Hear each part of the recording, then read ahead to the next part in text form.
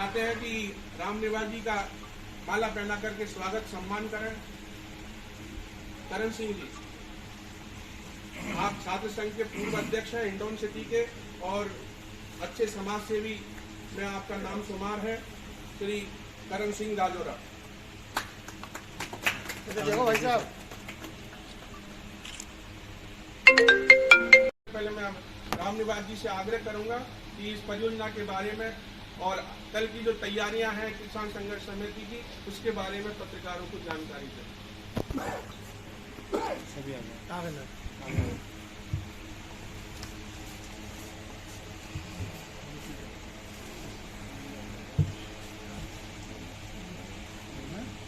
कर रहे हैं इसको आगे, इसको हम भरतपुर उपखंड में करेंगे, भरतपुर जिले में करेंगे। इस तरीके से हम 13 जिलों में ही ये जन जागरण करेंगे।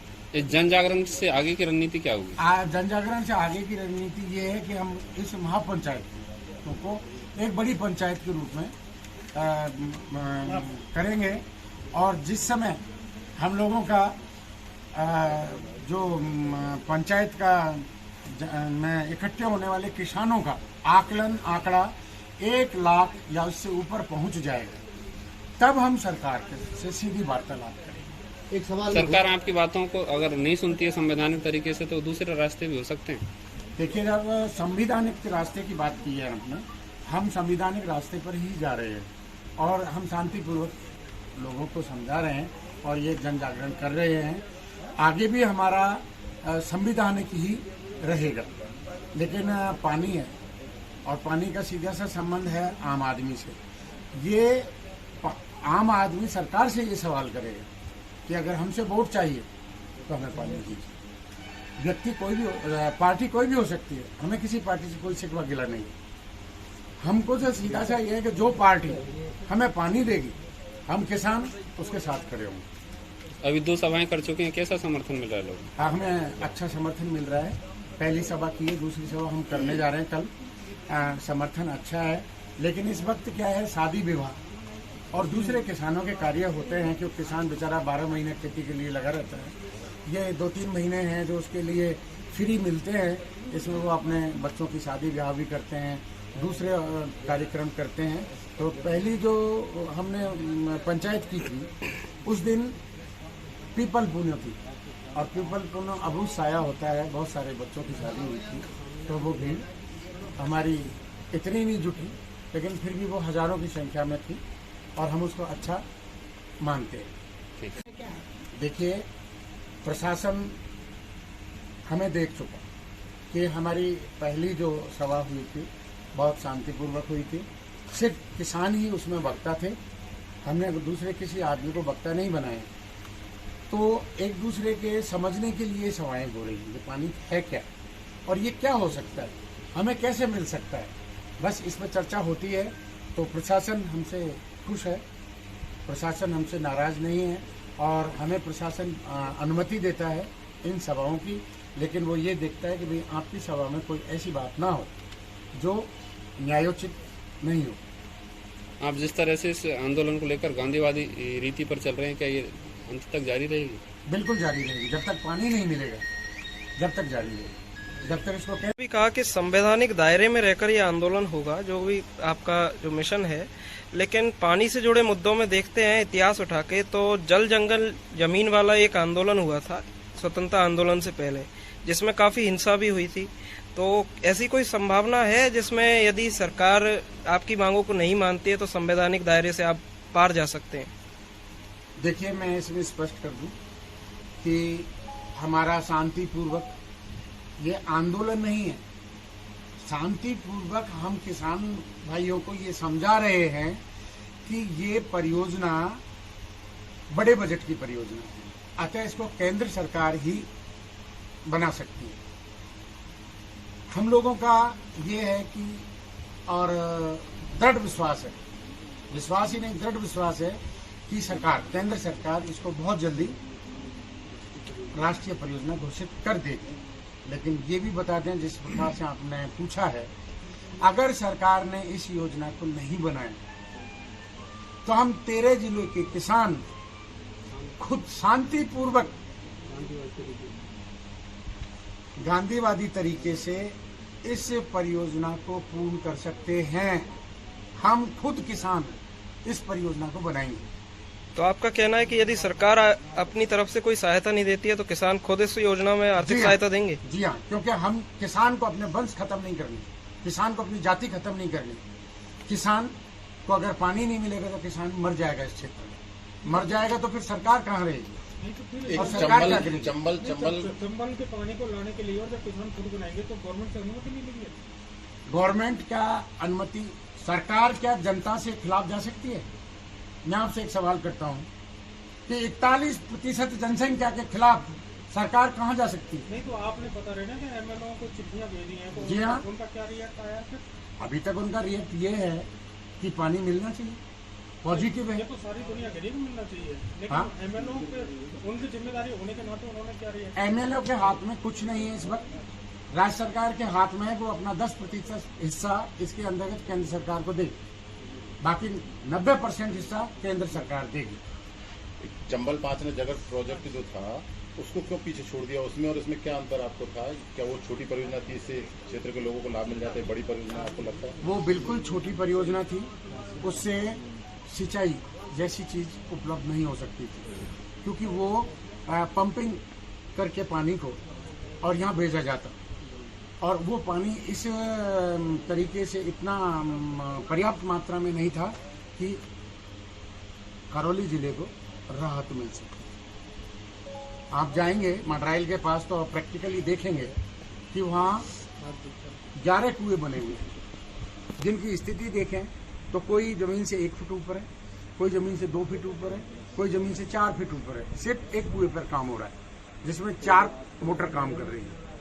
उससे इतना ही पानी आ रहा है कि वो पानी न नांदोती को मिल पा रहा है और न सवाई माधोपुर को मिल पा रहा है पीने के लिए।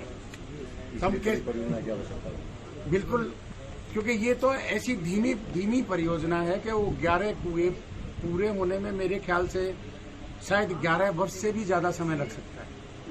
तो 11 वर्ष में तो यहाँ इस क्षेत्र में पानी की कितनी विकराल समस्या हो जाएगी। सर, इस योजना के बारे में माननीय प्रधानमंत्री जी के भी संज्ञान में है और वो भी काफी इससे आशान्वित है जी।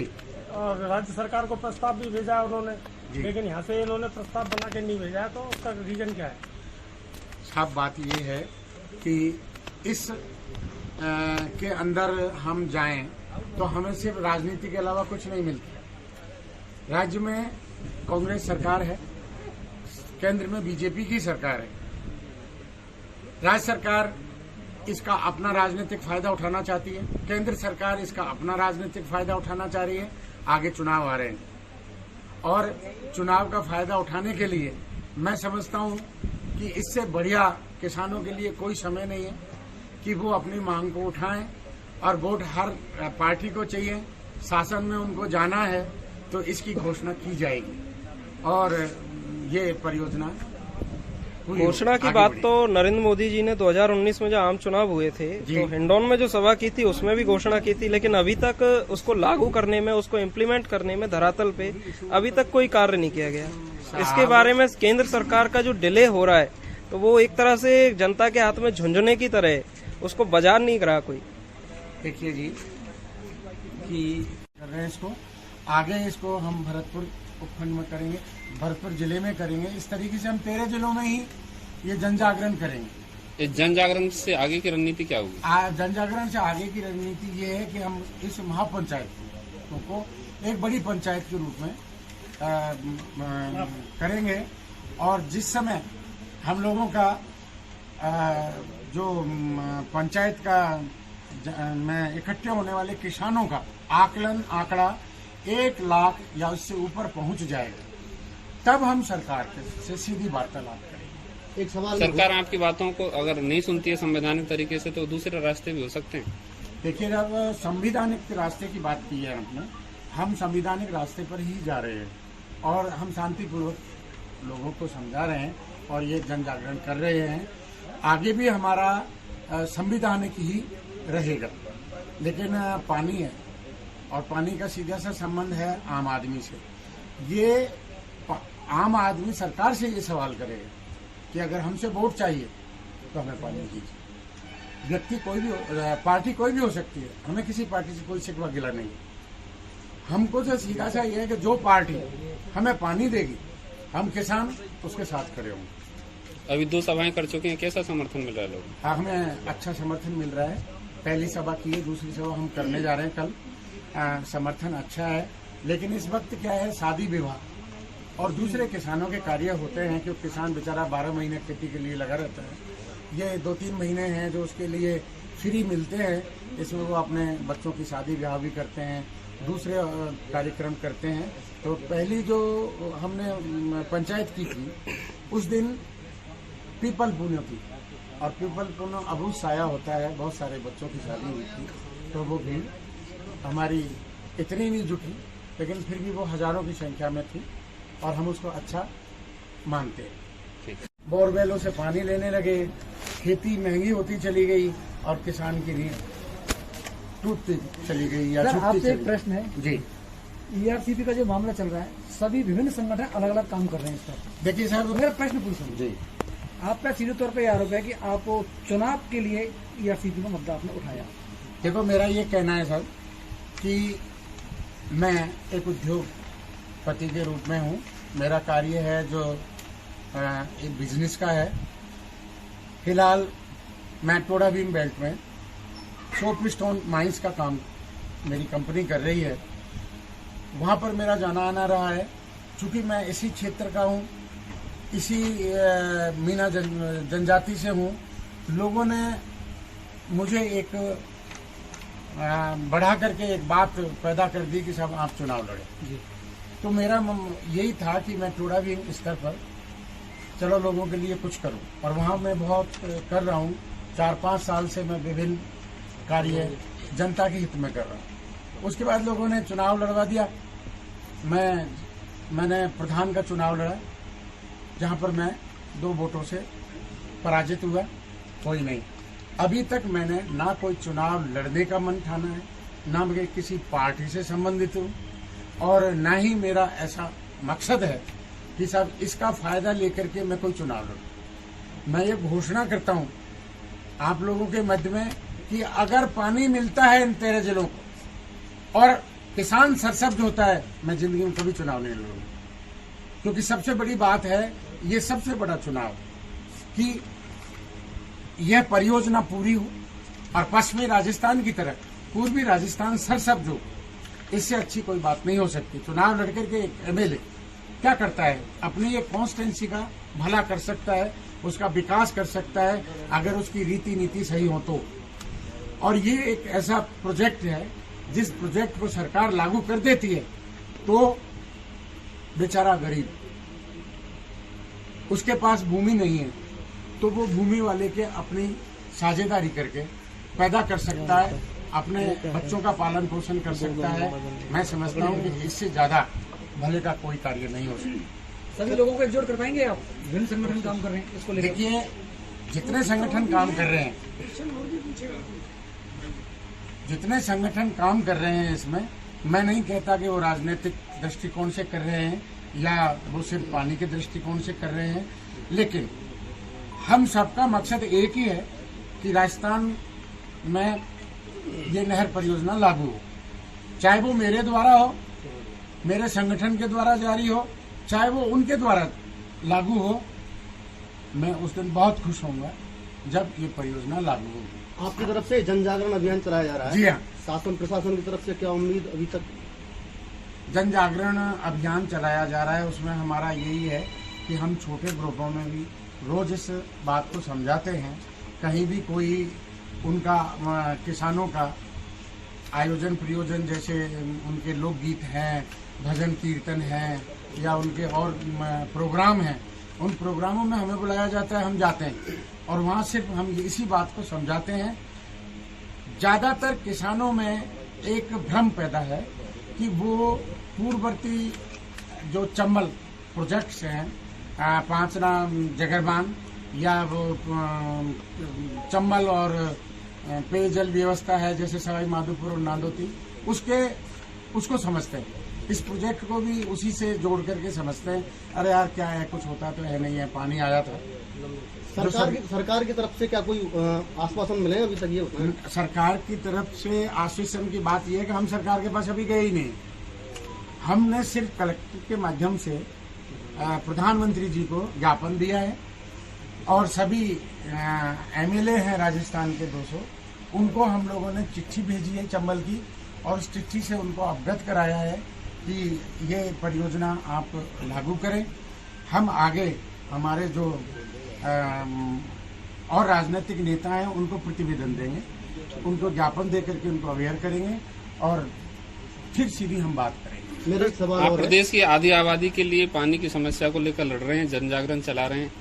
आपको नहीं लग रहा है कि आपकी ओर से जो प्रयास किए जा रहे हैं एक क्षेत्र विशेष में किए जा रहे हैं, जबकि ये पूरे 13 जिलों में बड़े स्तर पे होना चाहिए? जी बिल्कुल सही है। हम पूरे 13 जिलों में करेंगे ये प्रयास। हमने इनको पहले हमने आम सभा जो की वो और मां चंबल की महाआरती की, पूजा अर्चना की। इसके लिए जयपुर से करीब 51 पंडित बुलाए गए और वहां से पूरी विधि विधान से करीब 51 कलश हमने लिए और उनको अब योजना है भाई साहब की कि हम दिल्ली में जाकर के प्रधानमंत्री नरेंद्र मोदी जी और जो बड़े नेता हैं उनका स्मरण कराएं उनको, और इस चंबल परियोजना को राष्ट्रीय परियोजना का दर्जा केंद्र सरकार दे, उस मुहिम में जुटे हुए हैं। इसके बाद हमारी महापंचायत रेसबा में राजस्थान के 13 जिलों में पानी की आपूर्ति खेती के लिए, पीने के लिए और सभी कार्यों के लिए परिपूर्ण है। जिस प्रकार से पश्चिमी राजस्थान में नहर परियोजना से उन जिलों को सरसब्ज किया गया है और वहां पर खेती के लिए जो पानी उपलब्ध कराया गया है, उसी प्रकार से पूर्वी राजस्थान जो अब तक अछूता रहा है इस बात से, उसके लिए ये नहर परियोजना का लागू होना अति आवश्यक है। जो 13 जिले हैं उनमें भरतपुर है, धौलपुर है, जयपुर, अजमेर, सवाई माधोपुर, अलवर, कोटा, बूंदी, झालावाड़, बारां, ये इस प्रकार से ये जो 13 जिले हैं, इन 13 जिलों में इस समय पानी की भयंकर समस्या है। पीने के लिए भी पानी पूर्ण रूप से उपलब्ध नहीं हो रहा है और जो हो रहा है वो बोरिंगों के द्वारा इस प्रकार का पानी है कि उसको वो पीने के योग्य नहीं है। या तो कहीं उस पानी में बदबू आती है, कहीं पर फ्लोराइड की मात्रा ज़्यादा है और कहीं पर वो इतना गहरा हो गया है कि जहाँ से पानी को निकाला नहीं जा सकता।